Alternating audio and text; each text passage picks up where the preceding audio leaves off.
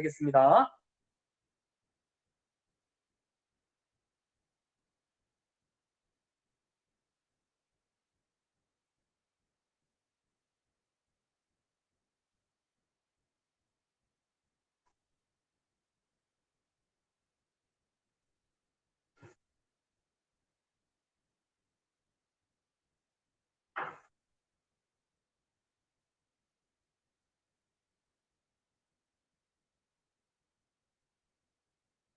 (2021년 4월 8일) 과학의 진실과 오류 첫 번째 시간 수업을 진행하도록 하겠습니다. 오늘은 제6주차 교재 9장의 그리스 과학 이슬람으로 전승되다, 또 교재 10장 12세기 중세 과학의 르네상스에 대해서 살펴보도록 하겠습니다. 수업 진행에 앞서서 변화되어진 수업 내용 두 가지를 여러분에게 공지합니다. 첫 번째는 구글 미트 주소를 수업 5분 전에 백석톡과 또 토론실에 올려놓고 있는데, 사이버 캠퍼스 학습 목차에도 이번 주부터 올려놓고 있습니다. 따라서 사이버 캠퍼스 학습 목차를 통해서도 바로 실시간 구글 미트에 참여할 수가 있습니다. 또 종전대로 여러분에게 백석톡과 또 토론실에도 계속 주소를 남겨놓을 것입니다. 그래서 여러분이 편한 방법으로 수업에 참여하면 됩니다. 두 번째 공지 사항은 5주차 워크숍이 천문 관측과 촬영이었는데, 지난 주말 동안 계속 비가 내리고 흐린 관계로 인하여서 천문 관측하기도 또 사진 촬영하기도 매우 힘들었을 것이다 라고 생각되었기 때문에 한 주간 더 연장을 해서 4월 14일 자정까지로 연장을 합니다. 여러분이 이 기간을 통하여서 밤 하늘과 자연을 통해 우주에 대한 상상력을 펼치고 풍요로운 자연의 여유를 닮아가는 봄 되어지기를 바랍니다. 여러분이 이 워크숍, 5주차 워크숍에 꼭 사진 촬영을 하지는 않아도 괜찮습니다. 이번 과제의 목적은 여러분이 이런 밤하늘을 관측하고 또 천체를 바라볼 수 있는 시간 갖기를 제공하는 것이기 때문에 사진 촬영을 할 수 있으면 해서 자료를 올리고, 그렇지 않으면 여러분들이 이 천문 관측과 또 사진 촬영하기 위해서 풀어야 했던 문제들 있죠. 이런 문제들이 걸렸는데 이런 문제를 내가 어떻게 극복했고 또 어떤 과정을 거쳤는지에 대한 내용이 저한테는 중요합니다. 하기 때문에 여러분들이 있었고 그 결과 문제점들을 어떻게 극복하고 또 접근했는지를 여러분이 서술할 수 있으면 저는 이 5주차 워크숍의 목적을 달성했다라고 생각되어집니다. 그래서 여러분들이 한 주일 동안 문제를 실험해보고 또 어떻게 극복했는지를 여러분이 워크숍에 잘 담아주기를 바랍니다.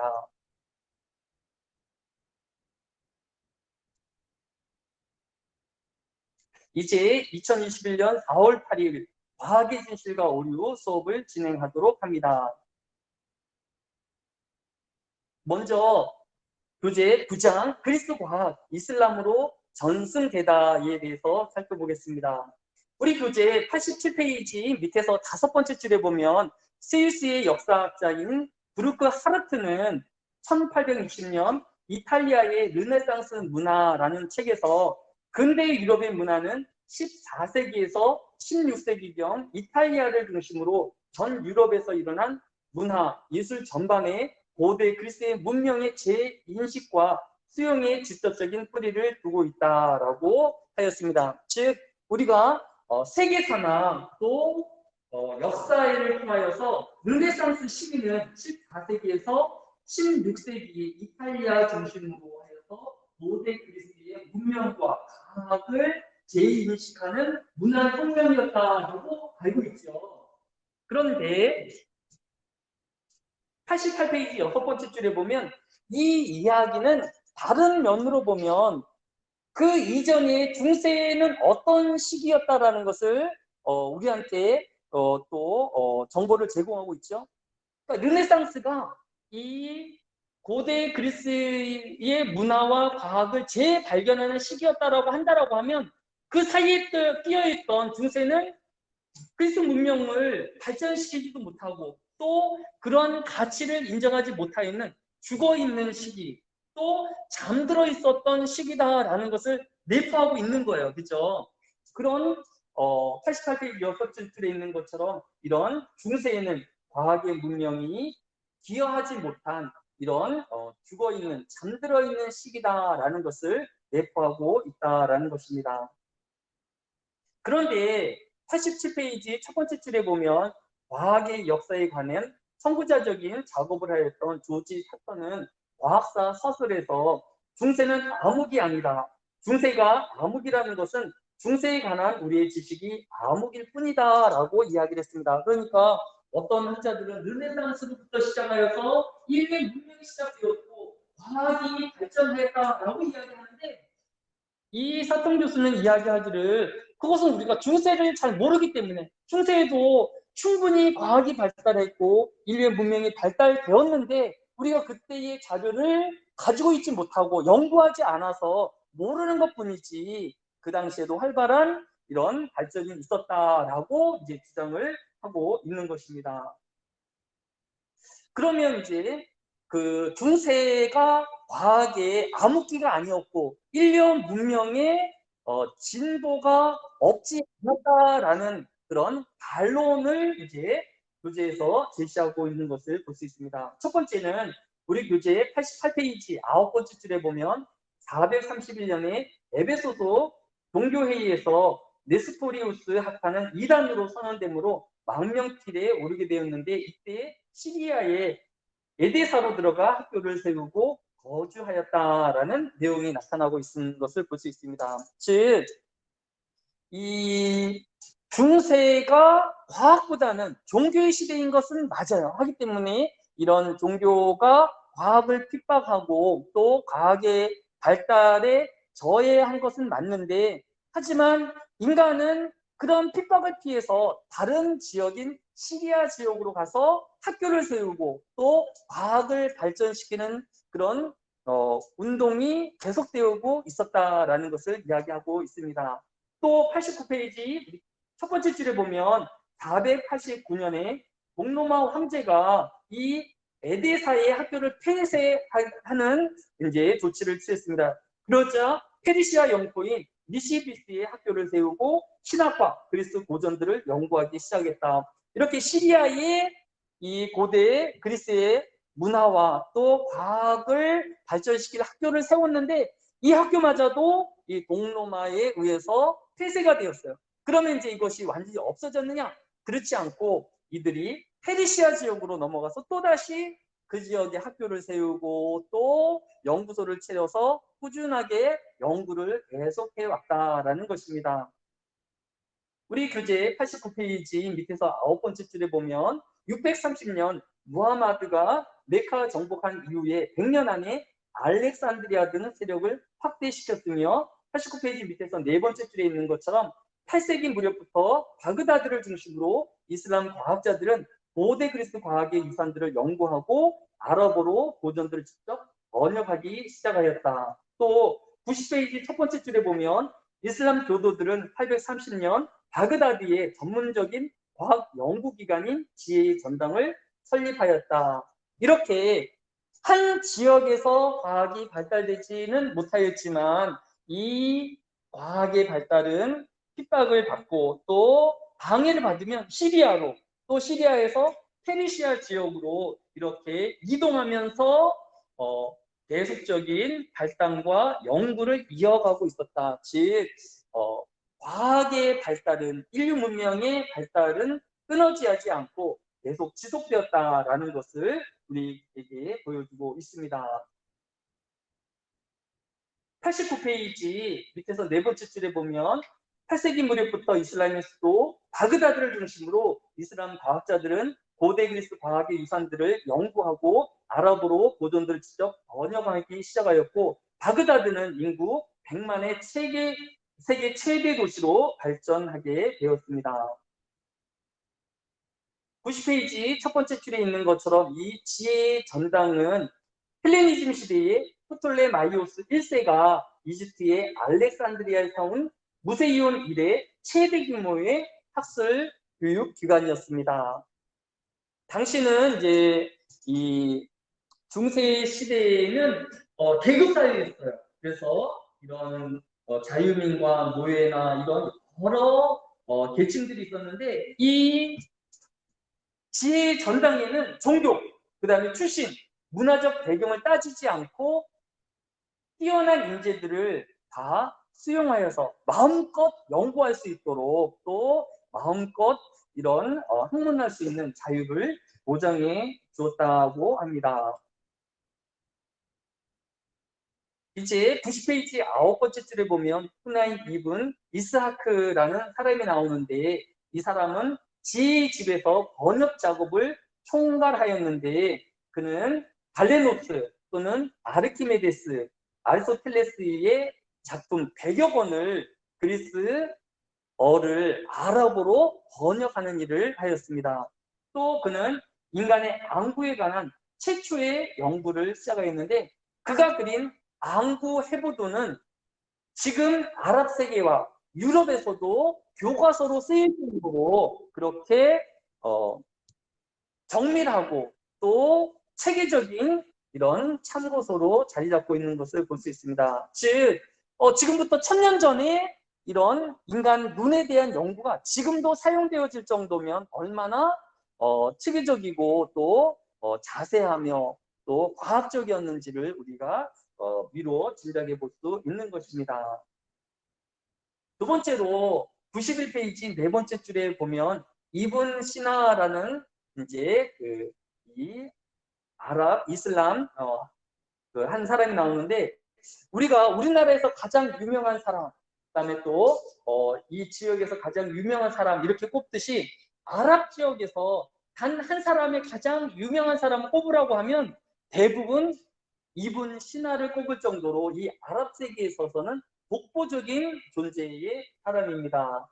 이 사람은 고대 그리스의 갈레노스를 비롯한 그리스의 의학서적과 또 인도와 페르시아의 의학서적을 총망라한 의학서적인 의학 전범을 집필한 사람입니다. 그래서 이 사람이 여러 이제 의학의 발전을 이루었는데 우리가 그 주사를 맞거나 또 수술을 하게 되어지기 전에 이제 알코올로 소독을 하게 되었죠. 그런데 최초로 알코올 소독을 시도한 사람이 바로 이븐 시나입니다. 그러니까 그 전에는 이제 수술을 하거나 또 어떤 꼬매는 일을 할 때 소독하는 개념이 없었어요. 그러니까 잘 치료하고도 2차 감염에 의해서 썩어 들어가거나 또 생명을 잃게 되어졌는데 이븐 시나가 이런 세균 감염을 막기 위해서 알코올로 소독하게 되어지면 이런 감염을 막을 수 있다라는 것을 알게 돼서 그 이후로는 이제 수술을 하거나 꼬맬 때에 알코올 소독이 일반화되어진 것을 이제 볼 수 있습니다. 또 하나는 이 소변 맛을 보면서 이 사람이 당뇨인지 아닌지를 이제 진단하는 것을 발견한 분도 바로 이 이븐 시나였습니다. 당뇨라는 것이 우리 심장의 기능이 약해져서 이 당분을 흡수하지 못하고 그대로 배출되어지는 것이잖아요. 그래서 이 심장 기능이 이상이 있는지를 소변 맛을 보면서 이가 당뇨를 진행하게 되었다라고 알려지고 있습니다. 지금 이제 보고 있는 것이 이분 신화의 초상화이고 옆에 있는 것이 의학 전범의 책의 일부분인 것을 볼 수 있습니다. 상당히 방대하고 또 자세하게 인체에 대한 여러 내용들을 담고 있는 것을 볼 수 있습니다. 92페이지 첫 번째 줄에 보면 이렇게 이슬람의 그 연구 기관인 지전단이라든지 또 뛰어난 이런 과학자뿐만 아니라 92페이지 첫 번째 줄에 보면 이슬람 과학은 이외에도 인도의 영을 도입함으로써 숫자의 표기법을 훨씬 간단하게 만든 것을 볼 수 있습니다. 이 0이 없게 되어지면 이제 단위가 올라올 수 있는 갈 때마다 이제 숫자의 표기 방법이 되게 복잡해지는데 이 0을 도입함으로써 이런 긴 숫자의 표기를 훨씬 간단하게 만들었습니다. 또 우리가 방정식을 사용할 때에 x 더하기 5는 뭐 10 이런 식으로 1차 방정식, 2차 방정식을 사용하게 되어지는데 이때 사용되어진 미지수를 처음으로 도입한 것이 바로 이 이슬람 과학이었습니다.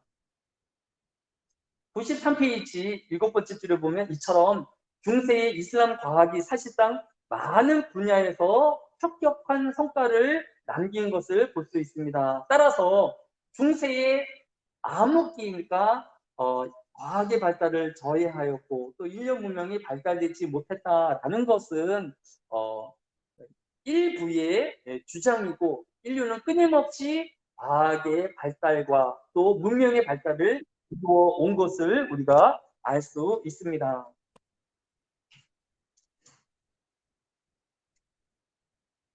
이제 오늘 그 중간고사에 대한 안내를 드리도록 하겠습니다. 중간고사는 오늘이 6주차인데 8주차에 보도록 하겠습니다. 다음 주에 보도록 하겠습니다. 자세한 방법은 다음 주에 또 자세히 안내하고 일단은 큰 여러분이 알아야 할 내용을 하면 이 그 중간고사는 객관식 7문장하고 그다음에 주관식 2문항을 진행하게 되어지는데 여러분이 이제 객관식 이게 어떻게 나오는지가 되게 궁금할 거죠.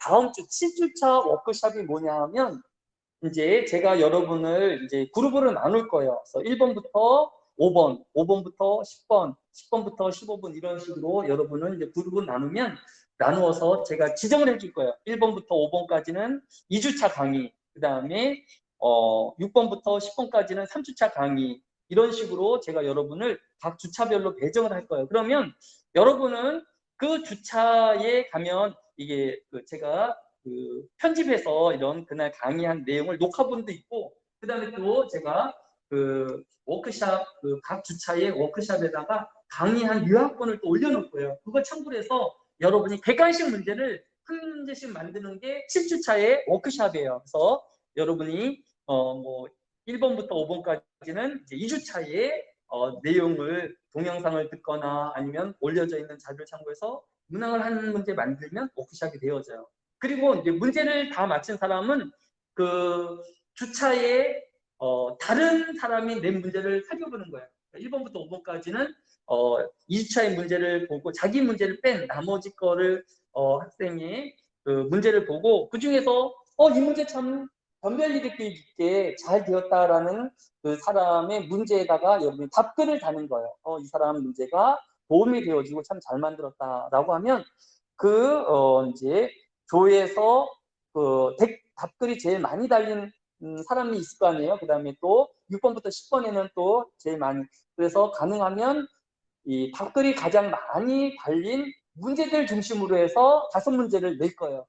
그러니까 상당히 문제가 뭐 많아봤자 뭐 예상 문제가 한 10문제, 한 15문제 이내가 될 거예요. 그것만 풀면 그 문제를 그대로 낼 거니까 객관식 문제는 그렇게 어렵지가 않죠. 그리고 제가 이제 출제한 2문제 해서 총 7문제를 낼 거예요.